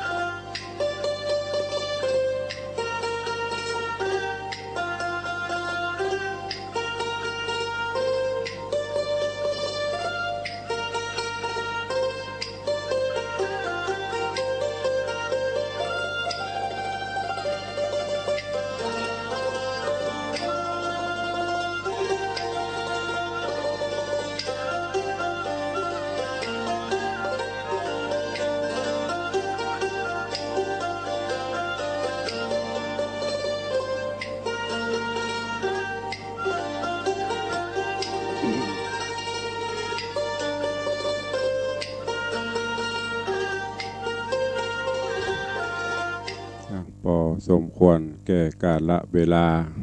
ถอนสมาธิภัยมีน้ำหยาดเตรียมหยาดน้ำเฮาจะแผ่เมตตา แบบปื้นเมืองเขาเนอะพร้อมใจกันอิตังตานากัมมังนิปปานาปัจจโยโหนตุโนนิจังอิตังศีลกัมมังนิปปานาปัจจโยโหนตุโนนิจังอิตังภาวนากัมมังนิปปานาปัจจโยโหนตุโนนิจังยังกินจิกุสาลังกาตาปังกัมมังสะเปหิอัมเหหิกาตังปุญญังโนอนุโมตันตุสุนันตุพนโตเยเตวาอาสะมิงธาเนอาทิกาตาติขายุกาสัทธาหุนตุสัพพะสัตตาสุขีอัตตานังปาริหารันตุมาตาปิตาสุขิตาหุนตุตุขาปามุจจันตุสัพเพญาตากาสุขิตาหุนตุตุขาปามุจจันตุสัพเพอญาตากาสุขิตาหุนตุทุกขาปาโมจจันตุสัพเพปิสาสัพเพยัคขาสัพเพเปตาสุขิตาหุนตุทุกขาปาโมจจันตุสัพเพนักขัตตาสุขิตาหุนตุทุกขาปาโมจจันตุสัพเพเทวาสุขิตาหุนตุทุกขาปาโมจจันตุสัพเพอาจาริโยปัจจญาสุขิตาหุนตุทุกขาปาโมจจันตุสัพพะสัมปติโยชามิชันตุโบพุทโธมังกาละสัมพุทโธสัมพุทโธติปาทุตตะโมพุทธมังการะมากัมมะสัพพะทุกขาปามุญจะเลธัมโมมังกาละสัมพุทโธกัมเปโลโสอนุงธรรมะมังกาละมากัมมะสัพพะพญาปามุจจะเลสังโฆมังกาละสัมพุทโธทักขิไนโยอนุตตโรสังฆมังการะมากัมมะสัพพะโลกาปะโมจจเลธรรมาพระรัตนตรัยกาเยนะวาจาญวาเจตสาวาพุทเทกุกัมมังปะกาตังมะยะยังพุทโธปฏิกันหันตุอาจยันตังกาลันตะเรสังวาลิตุงวะพุทเทกาเยนะวาจาญวาเจตสาวาธัมเมกุกัมมังปะกาตังมะยะยังธัมโมปฏิกันหันตุอาชยันตังกาลันตะเรสังวริตุงวะธัมเมกาเยนะวาจาญวาเจตสาวาสังเคกุกัมมังปะกาตังมะยะยังสังโฆปฏิกันหันตุอาจยันตังกาลันตะเลสังวลิตุงวะสังเคก็วันนี้โอกาสวันพระวันศีลธรรมสวนะเดือน10ดับเราท่านทั้งหลายพุทธศาสนิกชนได้ร่วมใจกันปั่มเพ็งบุญกุศลไหว้พระนบธรรมฟังพระธรรมเทศนาในรายการสารธรรมหรือว่าธรรมะภาคพิเศษวันธรรมสวนะโดยอัตมภาพพระครูวิสิทธิ์ศิลาพรเจ้าคณะตำบลประแดดเจ้าอาวาสวัดวังสิงคำตำบลประแดดอำเภอเมืองจังหวัดเชียงใหม่ก็จบปริปุณังได้นำปาสาธุชนญาติโยมไหว้พระนบธรรมสมทานศีลฟังเทศน์สวดกรรมฐานตามลำดับในที่เฮามาวัดมาว่ากันเนอะก็หวังว่าสาระคติข้อคิดธรรมะวันนี้อาจจะเป็นประโยชนะกับทุกท่านเชิญทุกท่านเนอะติดตามรับฟังกันทุกวันพระวันศีลตั้งแต่เวลาบ่ายโมงถึงบ่าย3 โมง2 ชั่วโมงโดยเมตตาของท่านเจ้าอาจารย์พระครู สมุวิศวัตวรกิโจผู้อำนวยการสถานีวัดฝ่ายหินคลื่นความถี่ 104.50 เผยแพร่สัญญาณคือปออกไม่ออกศรัทธาทางบ้านทางจองได้ฟังในส่วนของ Facebook สถานีมรดกธรรมของวัดวังสิงห์คำ Facebook ของ104ธรรมะใครเครียดวัดฝ่ายหินก็ได้ไลฟ์สดถ่ายทอดสดคือญาติโยมที่ได้ฟังได้นี่ฟังกันทางโทรศัพท์มือถือทาง Facebook หรือในกลุ่มในก้อนของญาติธรรมที่ฟังแล้วเข้ามาแล้วกดแชร์เข้าไปก็ขอขอบคุณตัวอนุโมทนาบุญขอบคุณกับทุกท่านก่อนที่จะได้ล่ำได้ลากันวันนี้ก็มีข่าวสารแจ้งคือกับทุกท่านเนอะพร้อมกันนี้ขอบคุณตังทุกท่านที่เข้ามาต่าง Facebook หลายท่านหลายคนตัวก็วันที่21 สิงหาที่จะถึงนี้ก็จะมีงานทำบุญอายุวัฒนมงคลครบรอบ58 ปีของตุลุงเต็ม58และก็จะได้ประกอบพิธียกยอดฉัตรเจดีย์เนอะขอน้อมเอิญเชิญชวนทุกท่านไผมาได้ก็มาบ่ได้ก็บ่เป็นหยังหรือมีเจตนาอยากจะร่วมโมทนาบุญน้อมจิตถวายมุทิตาสมทบอายุวัฒนมงคลและนำปัจจัยตั้งสมทบกองทุนนิธิวิสิตศิลาภรณ์ที่เขาได้ปฏิบัติกันมาปีนี้เป็นปีที่10ก็สามารถติดต่อสอบถามแล้วก็โอนหรือว่าจะมาวัดก็สุดแล้วแต่ความสะดวกของทุกท่านเนอะขออนุโมทนาขอบคุณกับมหารัตนอุบาสกอุบาสิกาโยมธนวัฒน์โยมทัศน์พิชาสุสิงห์คำได้ร่วมเป็นเจ้าภาพเจ้าศรัทธาเก้าในการตั้งต้นกันเทศกันทำวัดเต่าแต่นั้นในการปรับปรุงพัฒนาเสนาสนะถาวรวัตถุของวัดวังสิงห์คำโดยการมอบถวายปัจจัยเป็นเจ้าภาพหลายสิ่งหลายอย่างรวมแล้วก็ประมาณ2 ล้านกว่าบาทขออนุโมทนาบุญขอบคุณตัววันนี้เหลือเวลาแถมประมาณ5 นาทีใครจะอู้จะเอ่ยจะจ่ากับตุลุงเข้ามาได้เนอะตะกี้กำลังแอบขนาดกดเสียงทำเพื่อฟัง3 รอบนะกระโทเข้าโลอยู่ใครจะอู้จะจ่าอย่างกับตุลุงเข้ามาได้เจริญปอน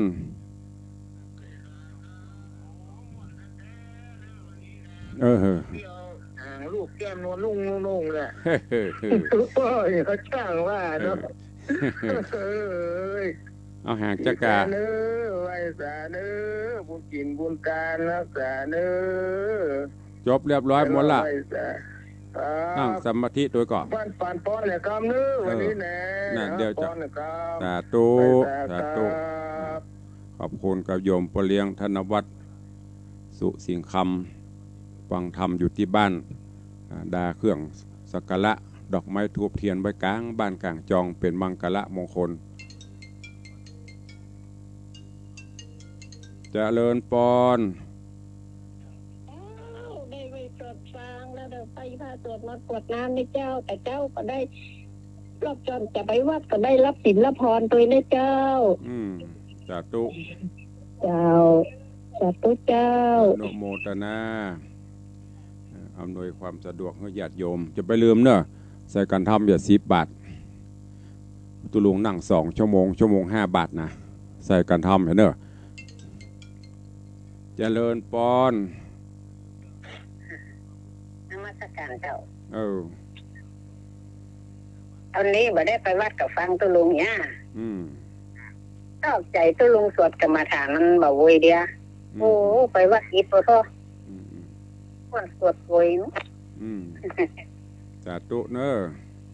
เจ้าโนโมตนานมัสการเจ้าวันนี้3 อย่างก่อนนะจะได้กี่บาทบ่ฮู้พ่องบ่ใส่ซักบาทม่วนฟังตุลุงสวดตัวสวดกรรมฐานตัวต้องกรรมฐาน5 บาทกันทำ5 บาทเนอะอันทั่วไป5 บาทใส่15 บาทวันนี้เจริญปอน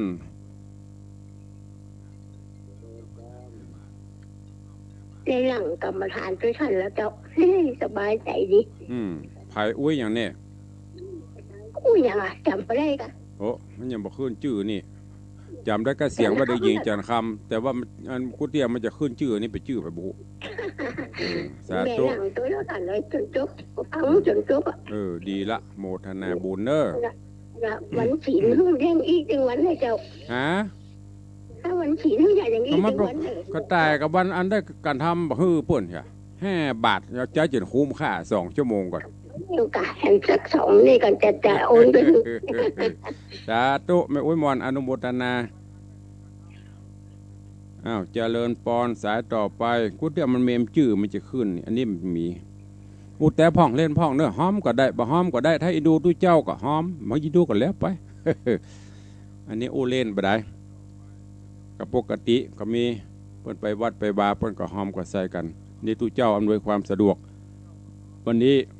เหนื่อยสุดๆตะกี้บ่ไหวเลยแฮงปิดโทรศัพท์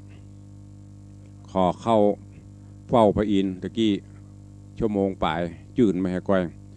ตื่นวันนี้ตั้งแต่3:00ป่าย3:00มาจนถึงบัดนี้ตะกี้มันบ่ไหวงานก็เดี๋ยวเสียจะนี่ต้องไปดูงานวันนี้ช่างเปิ้นกำลังเข้ามาปึ๊ดตัวหนอนซ่อมตัวหนอนเด้อปะเลี้ยงเด้อวันนี้เริ่มงานตั้งเจดีย์ก็เริ่มลุยตั้งบนก็ลุ่มเลยตะกี้ก็มาวัดพรมจะปูพรมบนดาดฟ้าแล้วตัวคนเดียวอันพันลงกับเฮาเนี่ยเดี๋ยวได้เปิดเพลงอะไรอย่างก็กูเนี่ย ดีใจได้ผู้มีบุญมาร่วมบุญเปิ้นเปลี่ยนสตางค์เฮาเป็นกำลังพัฒนาวัดไปฝากบุญไว้แปลงทรัพย์ภายนอกเป็นทรัพย์ภายใน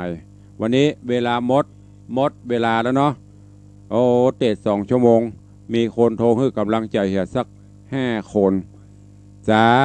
ธุเนอะสาธุที่ฟังกันแล้วบัดโทรหากันนี่นะสาธุนานที่โทรมาก็ขอเฮงรวยหมื่นปีหมื่นปีเนอะเอาฮับปอนบ่ต้องโทรมาแล้วเนอะไม่รับละจะฮื้อปอนแล้วจะเลิกลากันละยะถาวาริวหาปุลาปริปุเรนติสาคารังเอวะเมวะอิโตตินังเปตานังอุปกปติอิชิตังปฏิตังตุมหังคิปะเมวัสมิจตุสัพเพปุเรนตุสังกปาจันโทปนัสโสยะถามณิโชติละโสยะถาบัดนี้หมายมีปัทมะเจ้ามูลสธายมปเลี้ยงธนวัตรยมแม่เลี้ยงทัดพิชาสุสิงคำพร้อมด้วยมหาอุบาสกอุบาสิกา FC ปออกไม่ออกศรัทธาที่ได้สดับรับฟังพระธรรมเทศนาการพิเศษในช่วงวันพระวันศีลบัดนี้ได้น้อมนำมายังจตุปัจจัยไตรยวัตถุทานมาโมทนาสาธุปูจากันเทศกันธรรมก็ได้มีธรรมเมตตาปฏิกหากาฮับเอาแล้วบุญกินบุญตานตีโยมปเลี้ยงธนวัตรแม่เลี้ยงทัดพิชาสุสิงคำได้กระทำปั่มเปงนี้ส่วนหนึ่งอุทิศะไว้กับตนกับตัวไว้เสวยในภายภาคหน้าแถมส่วนหนึ่งน้อมอุทิศะไปหาสุริยะตระกูลปิยะตระกูลมาตาปิตาผู้บังเกิดเกล้าผู้มีพระคุณทั้งหลายที่ได้ล้มหายตายจากไปสู่ประโลกไปหน้าอันหมายมีปออุ้ยเฮือนแม่อุ้ยหลานปออุ้ยอุ่นแม่อุ้ยล่าแม่เลือนมูลแม่ตุนแก้วฟูปออุ้ยนันแดงแม่อุ้ยหมอนเมาปออุ้ยหมอนสิงคำแม่อุ้ยหมอนสุใจแก้วนางบัวใสใจแก้วปอทองบุญสุรินนายทองสุขเขมชะปอปันแม่นวลนางเจนจิลาทองดงแม่อุ้ยดีแปลงใจแม่อุ้ยกาบดวงสนมปอตันแม่อุ้ยปอตันปออุ้ยแก้วแม่อุ้ยทาเทพไฝปออินตาแม่ทองใบสายมาตันปอน้อยแปลงมาพูดถึงแก่กรรมไปและสุริยะตระกูลได้เอ่ยนามก็ดีบ่ได้เอ่ยนามก็ดีตลอดจนพอเกิดไม่เกิดเตบุตรเตบได้เจ้ากรรมได้เวรเจ้าบุญได้บุญผีห่อผีเฮือนพระภูมิเจ้าตีเตปาหักต่างหลายเนอขอได้โมทนาสาธุในบุญกินบุญทานปนที่อยากผักที่ทุกได้ถึงสุขอาราธนากูลแก้วเจ้า3 ประการพิบาลปกปักรักษาทุกท่านให้ได้อยู่ดีมีสุขเจริญไปด้วยอายุวันนะสุขภละแม่นจักหิปันมาแม่นจักหาเปิ้นได้ห่างไกลจากเวรพ้นจากภัยไกลจากเวรห่างไกลจากโรคระบาดโควิดตั้งหลายจะได้มาใกล้มากาเนออยู่ดีมีสุขเจริญไปด้วยอายุวันนะสุขภละเหมือนกันจุตนจุองค์จุผู้จุคนจัตตาโลธรรมาวัตันติอายุวันโนสุขังภะลัง